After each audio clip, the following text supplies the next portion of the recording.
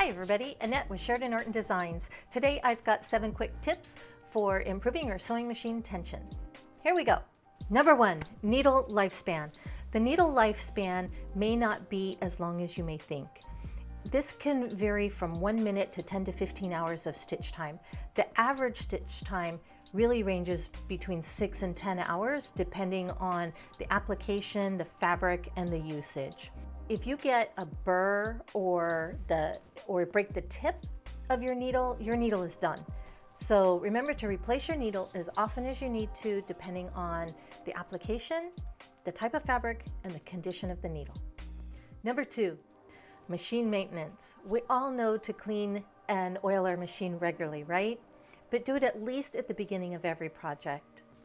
There's no award for having the dirtiest machine, but the payback is huge for having a well-oiled, clean, and regularly serviced machine. My dad always used to say, take care of your equipment and your equipment will take care of you. Number 3, presser feet. Use the right presser foot for the type of sewing that you're doing. Just as you need to use the right needle for the job, the right presser foot can make all the difference.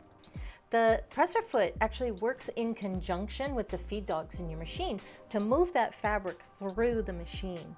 So having the right presser foot really can solve a lot of tension issues. Number 4, tension swatch test. Try saying that 10 times fast. Do a tension test with your fabric swatches before diving into your project. This can help you dial in the settings for that particular fabric and application.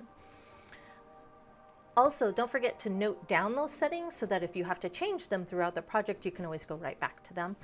And also, there are some fabrics that could require you to adjust the tension on your presser foot as well. Number 5, speed. One important factor for maintaining good tension is how fast you're sewing.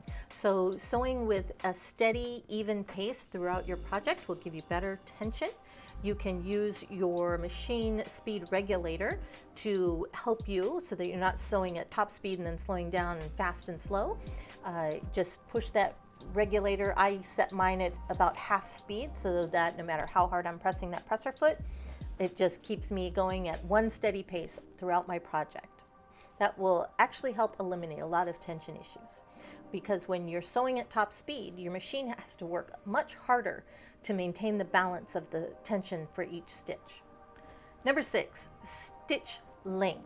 If you're sewing on heavier fabrics or something like vinyl that might be a little sticky, then try lengthening your stitch length just a little bit, maybe by 0.25, 0.5 millimeters, depending on your machine.